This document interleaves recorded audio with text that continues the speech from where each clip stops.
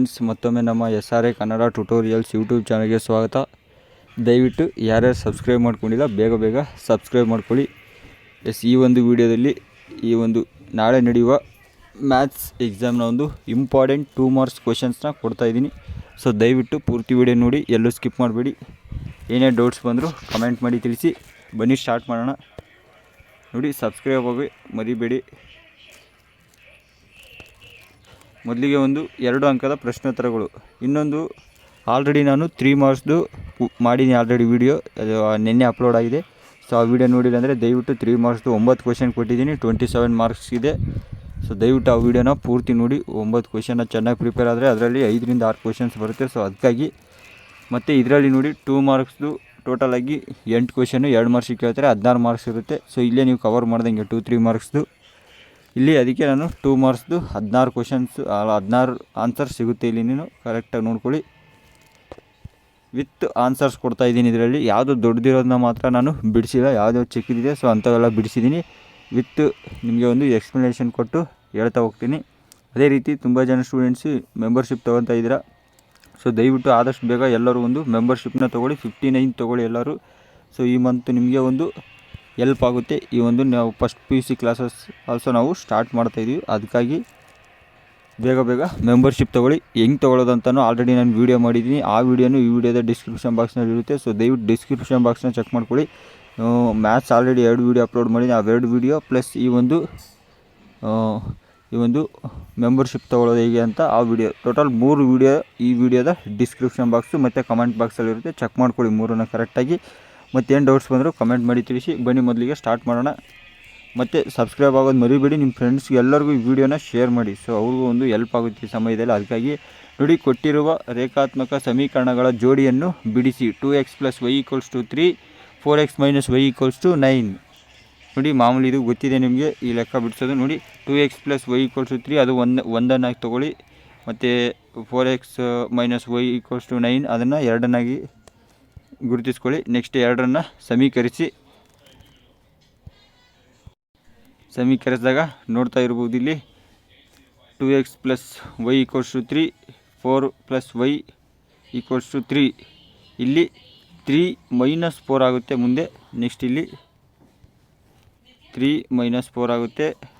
ಇಲ್ಲಿ y ಬೆಲೆ ಬಂದುಬಿಟ್ಟು -1 ಆಗುತ್ತೆ. ದೊಡ್ಡ ಸಂಖ್ಯೆ 4 ಇದೆ. ಸೊ ಅದ್ರ ಚಿಹ್ನೆ ಇಡಬೇಕು, ಅಲ್ಲಿ ಮೈನಸ್ ಚಿಹ್ನೆನ ನೀವು ಇಡಬೇಕಾಗುತ್ತೆ. ಸೊ ನೋಡಿ, ಪ್ರಾಕ್ಟೀಸ್ ಫಾರ್ ಯು ಅಂದರೆ ಆ ಪಾಠದಿಂದ ಯಾವುದು ಕೇಳ್ಬೋದು ಅಂತ ನಿಮಗೊಂದು ಪ್ರಾಕ್ಟೀಸ್ಗೆ ಕೊಟ್ಟಿದ್ದೀನಿ. ಸೊ ಇದನ್ನು ಜಸ್ಟ್ ನೀವು ಪ್ರಾಕ್ಟೀಸ್ ಮಾಡ್ಕೊಳ್ಳಿ. ಈ ಥರ ನೋಡಿ, ಇದೇ ಥರ ಸೇಮ್ ಇದೆ. ಏನು 2x - y = 4, x + y = 11. ಇದನ್ನು ಕರೆಕ್ಟಾಗಿ ನೋಡ್ಕೊಳ್ಳಿ. ಟೋಟಲ್ 4 ಕೊಟ್ಟಿದ್ದೀನಿ. 4ರಲ್ಲಿ ಎಷ್ಟಾಗುತ್ತೋ ಅಷ್ಟನ್ನು ನೀವು ಬಿಡಿಸ್ಕೊಳ್ಳಿ, ಪ್ರಾಕ್ಟೀಸ್ ಮಾಡಿ. ನೆಕ್ಸ್ಟ್ 2ನೇ ಕ್ವೆಶನ್ ನೋಡಿ, 3, 8, 13 ಈ ಸಮಾಂತರ ಶ್ರೇಣಿಯ 15ನೇ ಪದವನ್ನು ಕಂಡುಹಿಡಿಯಿರಿ. ಸೊ ಇಲ್ಲಿ ನಿಮಗೆ 15ನೇ ಪದ ಕೇಳೋರೆ. ಸೊ ನಾನು ದೊಡ್ಡ ಆಗಿರೋದು ಆನ್ಸರ್ಸ್ ಕೊಟ್ಟಿಲ್ಲ. ಸೊ ಇದು ನಿಮಗೆ ಗೊತ್ತಿರುತ್ತೆ. ಸೊ ಇಮಿಡಿಯೇಟ್ಲಿ ನೀವು ಆರಾಮಾಗಿ ಕಂಡುಹಿಡಿಬೋದು. ನೋಡಿ, ಇಲ್ಲೂ ಹಿಂಗೂ ಕೇಳ್ಬೋದು. ಏನು 20ನೇ ಪದ ಕಂಡುಹಿಡಿಯಿರಿ, 15ನೇ ಪದ ಕಂಡುಹಿಡಿಯಿರಿ, 10ನೇ ಪದ ಕಂಡುಹಿಡಿಯಿರಿ. ನಿಮ್ಗೆ ಆಲ್ರೆಡಿ ಸೂತ್ರ ಗೊತ್ತು. ನೋಡಿ, ಇದೇ ಸೂತ್ರ ನೀವು ಇಲ್ಲಿ ಯೂಸ್ ಮಾಡಬೇಕಾಗಿರೋದು.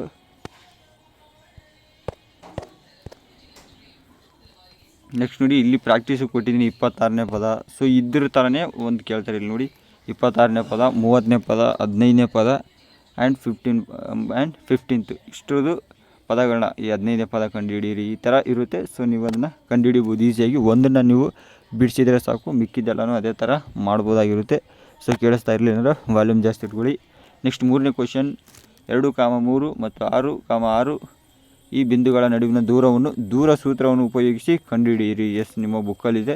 ಸೊ ಕರೆಕ್ಟಾಗಿ ಈ ಕ್ವೆಶನ್ಗೆ ಆನ್ಸರ್ ನೀವು ಎಷ್ಟೋ ಜನ ಸ್ಟೂಡೆಂಟ್ಸ್ಗೆ ಗೊತ್ತಿದೆ. ಸೊ ಕರೆಕ್ಟಾಗಿ ನೋಡ್ಕೊಂಡು ಅದನ್ನು ದೂರ ಸೂತ್ರದ ಮೂಲಕ ಈ ಪದಗಳ ಮೊತ್ತನ ಕಂಡುಹಿಡಿಯಿರಿ. ನೆಕ್ಸ್ಟು 2, 1 ಮತ್ತು 7, 6 ಬಿಂದುಗಳನ್ನು ಸೇರಿಸುವ ರೇಖಾಖಂಡವನ್ನು 3:2ರ ಅನುಪಾತದಲ್ಲಿ ವಿಭಾಗಿಸುವ ನಿರ್ದೇಶಾಂಕ ಬಿಂದುಗಳನ್ನು ಕಂಡುಹಿಡಿಯಿರಿ. ನೋಡಿ, ಇಲ್ಲಿ ನಿಮಗೆ ಈಸಿ ಆಗಲಿ ಅಂತ ಸ್ವಲ್ಪ ಬಿಡಿಸಿಕೊಟ್ಟಿದ್ದೀನಿ.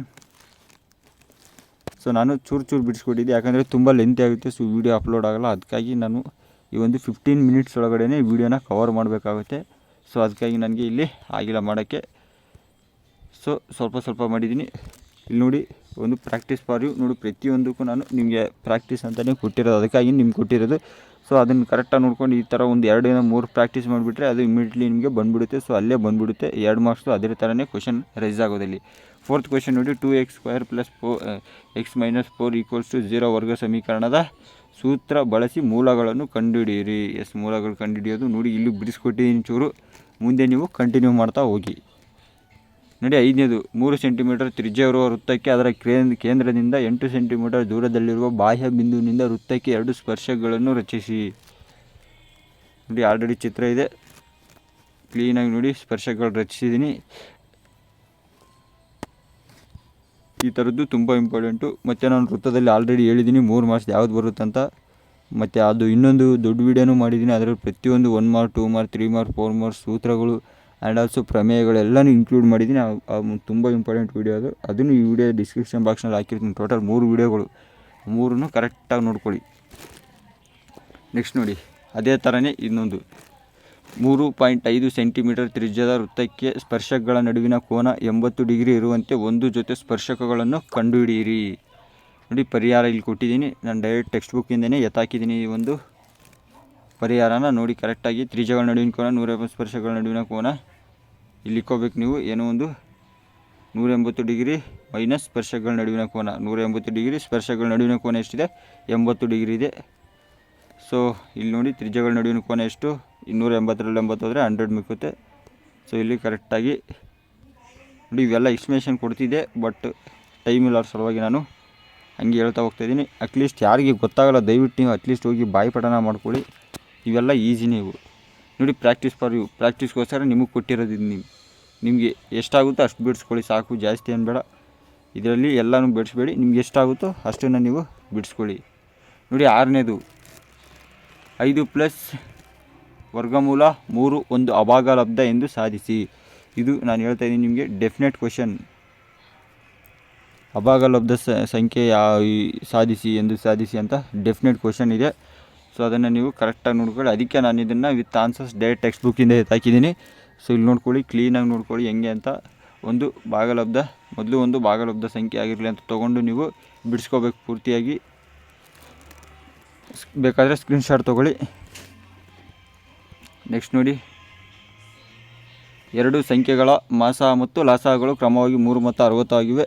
ಒಂದು ಸಂಖ್ಯೆ 12 ಆದರೆ ಇನ್ನೊಂದು ಸಂಖ್ಯೆಯನ್ನು ಕಂಡುಹಿಡಿಯಿರಿ. ನೋಡಿ ಎಷ್ಟು ಈಸಿಯಾಗಿ ಕೊಟ್ಟಿದ್ದೀನಿ ಇಲ್ಲಿ. ಮಾಸ into loss = a × b, 3 × 60 = 12 × b, 180 = 12b.